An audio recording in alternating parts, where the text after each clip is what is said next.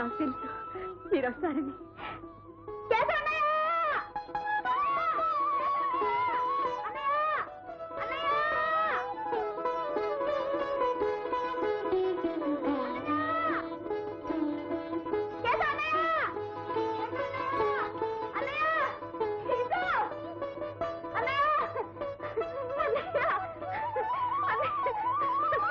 ఏమిటమ్మా ఏమిటి?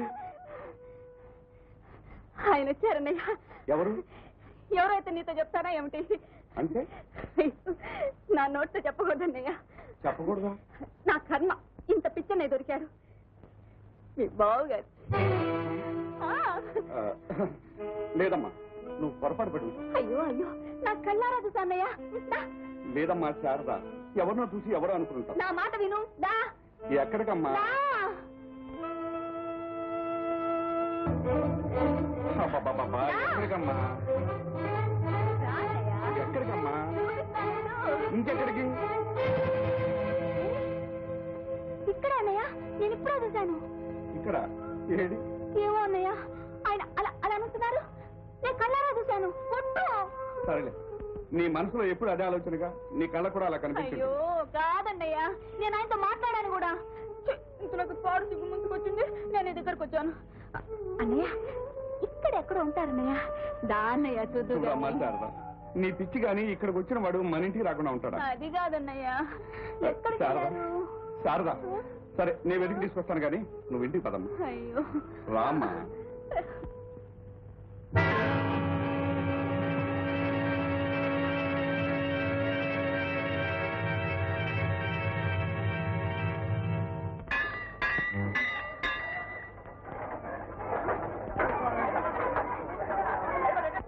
Master, master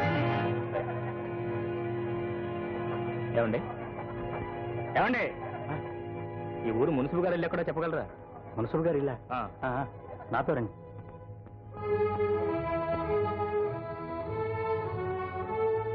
మీరే బాబు, మీరు అడిగిన మున్సిపల్ గారు. నమస్కారం. అరే రే ముత్తి సారా, నువ్వు పెద్ద బిజీ డాక్టర్ కదా, నా పెళ్లికి వస్తావా రావు అని అనుకున్నాను. నీ పెళ్లికి రాకుండా ఉంటారట్రా? మున్సిపల్ గారు, ఇతను మూర్తి. వీడు నేను కలిసి హై స్కూల్లో చదువుకున్నాం. తెలివిగలవాడు, అదృష్టవంతుడు, పెద్ద డాక్టర్ అయిపోయాడు. లోపలికి వెళ్ళు బాబు. రాయ్, సరిగానే ముందు నాకు ఈ విషయం చెప్పరా.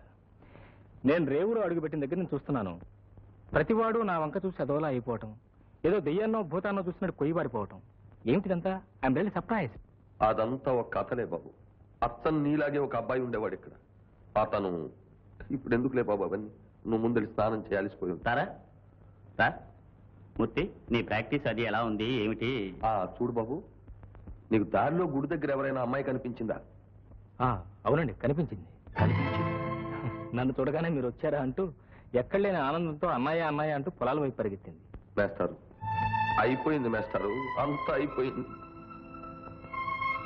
ఏమిటండి, ఏమైపోయింది? ఏం చెప్పమంటావు బాబు? అదంతా ఒక విషాద గాథ బాబు. ఇందాక మిమ్మల్ని చూసి పరిగెత్తుకుని పారిపోయిందన్నారే, ఆ పిల్ల మా ఊరికి గోదావరమ్మతో పాటు ఆ భగవంతుడు ప్రసాదించిన వరలక్ష్మి, శారద.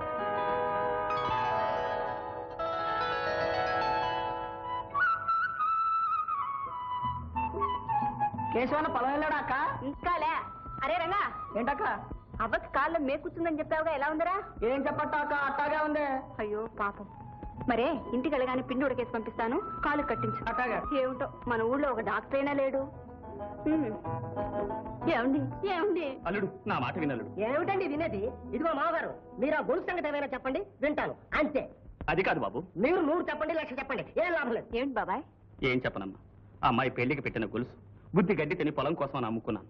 ఆ గొలుసు ఇప్పుడు ఇస్తేనే కానీ అమ్మాయిని కాపురానికి తీసుకెళ్ళని పంతం పట్టు కూర్చున్నాడు. అక్క, నా కాపురం ముగ్గైపోయింది అక్క. ఏమిటమ్మా మాటలు? బాబాయ్, ఈ నగ పెట్టి సావిత్రిని అత్తగారింటి పంపించండి. నీ నగ వద్దమ్మా, రక్తం ధారపోసైనా సరే వడ్డీతో సహా తీర్చుకుంటా. భలే వాడివే. సావిత్రి అందాక ఏడుస్తూ ఇలా కూర్చోవలసిందేనా? అయినా నాకు ఈ నగ లేకపోతే మునిగిపోయిందేమీ లేదులే. క్షేమంగా వెళ్ళామ్మా. అక్క, బాబాయ్ నువ్వు కూడా వెళ్ళి అత్తగారింట్లో దిప్పిరా. వెళ్ళొస్తాను పిన్ని. అమ్మా శారదా, మా ఊరి దేవత నువ్వే ఎదురురామ్మా. రామ్మా, పదండి.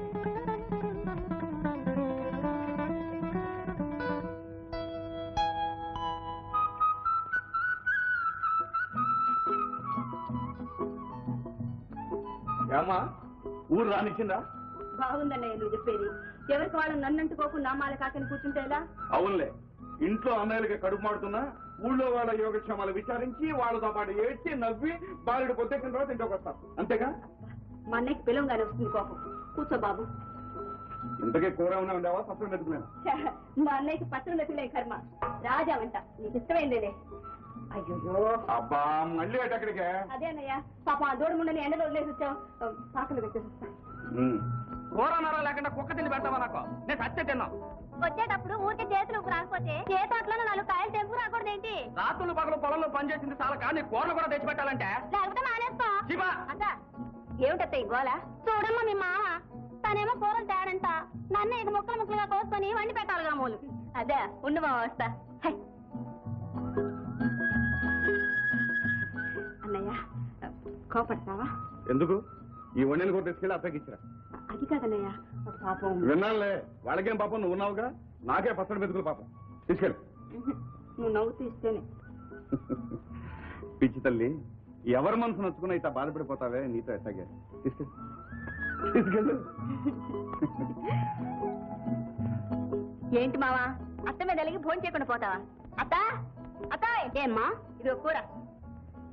మా తల్లి బా వెళ్ళు మావా, వెళ్ళి భోజనం చెయ్యి.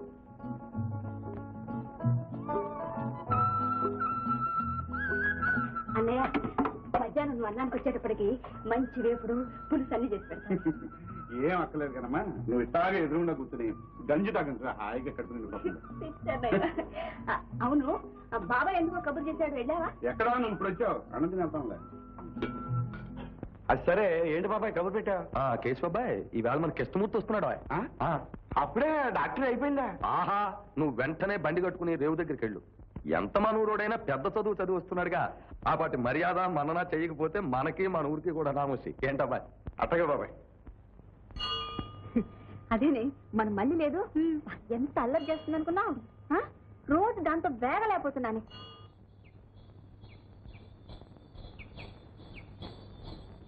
అన్నయ్య అన్నయ్య ఆగు! అన్నయ్య ఇదిగో.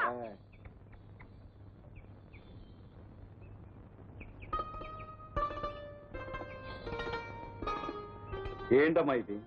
ప్రసాదం అన్నయ్య.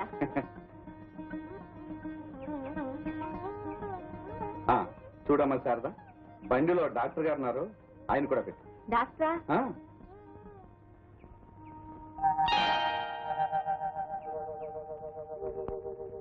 చూస్తావేంటమ్మా, మనం చిన్నప్పుడు కిట్టయ్య అనేవాళ్ళమే, ఆయనే. ఇవ్వమ్మా.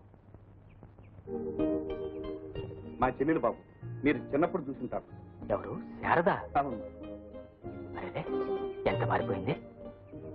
గుమ్మడి పువ్వు లాంటి ముఖం, గోదావరి పాయ లాంటి అంత జడ, బుట్ట బొమ్మల లాంటి బుల్లి బుల్లిగా ఉండు. ఎంత మారిపోయింది. ఏమిటో బాబు, ఇంత వయసు వచ్చినా ఇంకా ఏమీ తెలియని పసిపిల్లలాగానే ఉంటుంది. ఏ చేతిలో పడి ఎలా కాపురం చేస్తుందో గాని వాడు దీనికి మొగుండనే సంగతి మర్చిపోయి ఏ తల్లో తండ్రో అని చూసుకోవాల్సిందే. అన్నీ తెలుసనుకునే అహంభావం కన్నా ఏమీ తెలియదనుకునే అమాయకత్వం ఎన్నో రెట్లు మురికేశవా. పద. నిజంగానంటే? అవును పిన్ని, డాక్టర్ గారు మన ఊళ్ళోకి ఇప్పుడే వచ్చారు. ఆసుపత్రిలో పెట్టిస్తారంటే వెంకన్నా. మాస్టారు, ఈ సంగతి మీకు తెలుసా? ఏమిటమ్మా? మన ఊళ్ళోకి డాక్టర్ గారు వచ్చారండి. ఇక నుంచి ఎవరికి ఏ రోగాలు వచ్చినా ఎవరు భయపడాల్సిన అవసరం లేదు. మన ఊళ్ళో ఆసుపత్రి కట్టిస్తున్నారా? ఏమిటో ఇది? ఈవేళ నువ్వు పెద్ద చదువులు చదివిన వాడివి, పైగా డాక్టర్వి. కాదండి, ఈనాడు నేనెంత డాక్టర్నైనా మీరు ఆనాడు దయతో దగ్గరకు తీసుకున్నా ఆ దిక్కులేని పెద్దవాడిని. చాలు గాని ప్రయాణం చేసి వచ్చావు, ముందురా స్నానం చేతు గాని.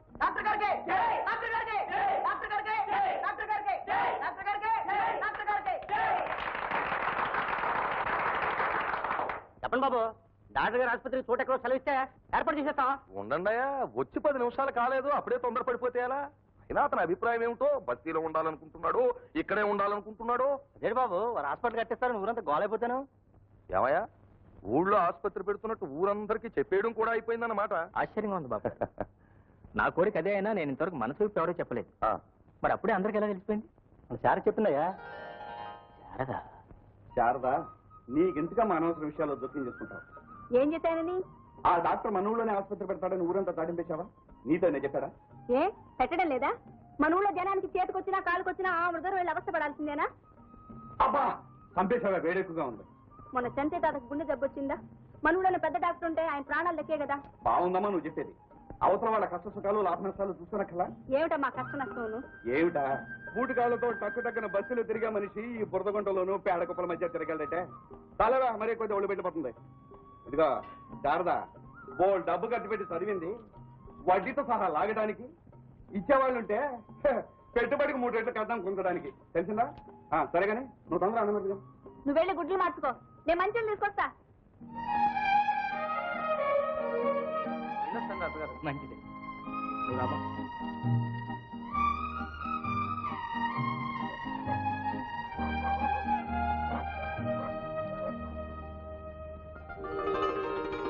డాక్టర్ డాక్టర్ మీరు బయటికి రండి. ఏమిటి విశేషం? చెప్తానండి. అరే ఏమైంది? చెప్తానండి. నువ్వు ఇక్కడే ఉండమ్మా, వస్తాను.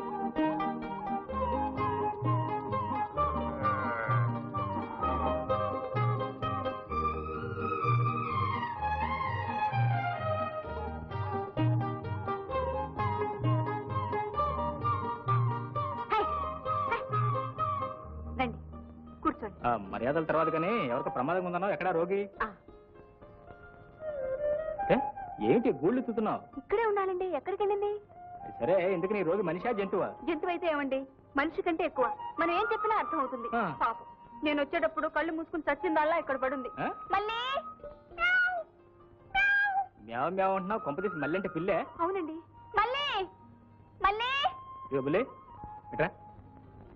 మంచి రోజు నేను తీసుకొచ్చావని నువ్వు ఇక్కడ కూర్చొని వెతుక్కుంటూ ఉండు, నేను వస్తాను. ఏమండి? డాక్టర్ డాక్టర్ దానికి ఏదో పెద్ద జబ్బు చేసి ఉంటుందండి. లేకపోతే చెంగుని తిరిగేది ఎందుకు అలా అయిపోతుంది? కొంచెం ఆగండి, పిలుస్తాను. మళ్ళీ మళ్ళీ సరదా సరదా కమల, మన మళ్ళీని చూసావా? మన మళ్ళీ 4 బుజ్జి పిల్లలే కండి. అక్కడుండి రా చూద్దాం. తల్లి పిల్లలు బాగున్నారా? ఏమండి మీరు కూడా రండి, మళ్ళీ చూద్దరు కానీ. ఎందుకు? వారు క్షేమంగానే ప్రశ్నించారుగా. మళ్ళీ పర్లేదు, అలాంటి ప్రమాదం ఏదైనా జరిగితే పాముల నర్సయ్య గారి లాగా నా పేరు దాని చెవిలో చెప్పు, లేచి కూర్చుంటుంది. పర్వాలేదు.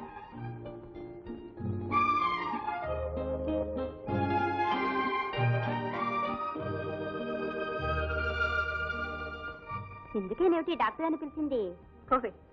మన మళ్ళీ చూద్దాం. నీకు తెలియదే ఉంది బాబాయ్, మన అమ్మాయి ఎంత అందగత్తు ఏం చదువుకుందో మనకు బాగా తెలుసు.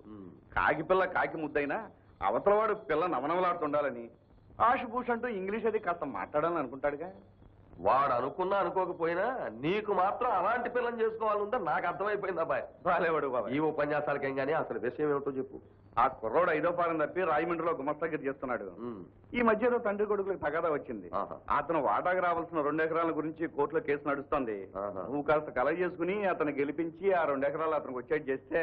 అది సరేనబ్బాయి. ఈ సంబంధం విషయంలో కట్నాలు కానుకలు ఏమైనా ఉన్నాయా, లేకపోతే పిల్ల ఊరికే మూడెట్టేసి పంపించేయడమేనా? నువ్వు బాలేవాడు బాబాయ్. 5వ ఫారం దాకా చదువుకుని 2 ఎకరాలు ఉన్నాడు, ఉట్టే చేసుకెళ్ళిపోతాడేంటి? అయితే ఎంత కావాలట? 10,000 అడుగుతున్నారనుకో బాబాయ్. మనం కాదు కూడదని పట్టుబట్టి కోర్టులో కేసు గెలిపిస్తానంటే 8,000 ఒప్పుకోవచ్చు. అబ్బా 8,000? నీ దగ్గర అంత డబ్బు ఉందటబా? నీకు తెలియదే ఉంది బాబాయ్. నాకున్న కాస్త కొండరా నువ్వే కట్టుకుని ఎట్టగైనా నువ్వే సర్దుబాటు చేయాలి. చెల్లెల కోసం ఉన్నదంతా త్యాగం చేసేసి చిప్ప చేత పట్టుకుని బైరాగిలా ఊరిమే పడతానంటావు. అది కాదు బాబాయ్, ఆడపిల్లని కన్నా వాళ్ళు అంతకంటే ఏం చేస్తారు బాబాయ్? నువ్వేమీ చెయ్యొద్దు, మా ఊరే చేసుకుంటుంది. ఒరేయ్ శారద మల్లె పువ్వురా, చెట్టు నరికిస్తావా పువ్వు కోసుకుంటాననే వాడికి కాదురా అలాంటి దేవతని ఇవ్వాల్సింది. సరే నాకే ఆ పిల్లేదో దేవతని ఎవరైనా కళ్ళకద్దు కట్టేసుకుంటారని ఆశపడుతున్నావు బాబాయ్. ఇలాగే నేను తెచ్చిన ప్రతి సంబంధానికి వంకలు పెట్టు కూర్చో. ఆఖరికి దాని పెళ్లి విషయంలో నేనే పొరపాటు చేశానని నువ్వే బాధపడతావు. తర్వాత నీ ఇష్టం. సరే ఆ బాధైనా భరిస్తాను కానీ నీ ఇష్టం వచ్చిన సన్యాసం తెచ్చి కట్టబెట్టేస్తే మాత్రం నేను ఒప్పుకోను. ఇవిలో కంటే అదే పెద్ద డాక్టర్. ఏమిటి? అబ్బా ఏం లేదు, మోసపూడి. అయితే డాక్టర్ దగ్గరికి వెళ్ళాల్సిందే పదా. భలేదానివే, ఈ మాత్రం డాక్టర్ దగ్గరికి కాస్త ఆవుగా రాస్తే అదే తగ్గుతుంది. అయినా నాకు దెబ్బ తగలా. నువ్వు నడు. దెబ్బ తగలేదా? పిల్లికి డాక్టర్ కావాలి, నీకు అక్కర్లేదు? పదా. అక్కర్లేదే, పదమంటుంటే. పొద్దున్నే వేసేవారు మాకు చూశాను. ఇలాంటి విషయాలు అసలే చేయకూడదు. ఎముకలు విరిగినట్టే ఉండి ఎప్పుడో సరి పుట్టుకోమంటే ఆ తర్వాత చాలా ప్రమాదం. నేనేం చేయలేదు. నువ్వు పరీక్ష చేయించుకో, నేను వస్తా. కమలా ఏది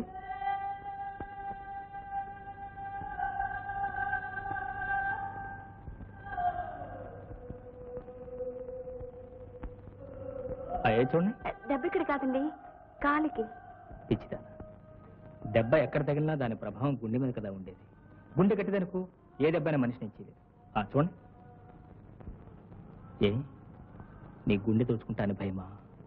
అయినా దాన్ని కనిపించకుండా ఎక్కడో లోపల భద్రంగానే దాచుకున్నావు కదా, అంత తేలిగ్గా దోచుకోగలనా? అవును, దెబ్బ కాలికి కదు తగిలింది. అయ్యో కృష్ణ కృష్ణ, ఏంటి కాళ్ళు పట్టుకున్నాయన? పిచ్చిదానా, శ్రీకృష్ణ భగవాన్ అంటే సత్యభావం కాళ్ళు పట్టుకున్నాడు. ఏది ఎక్కడ?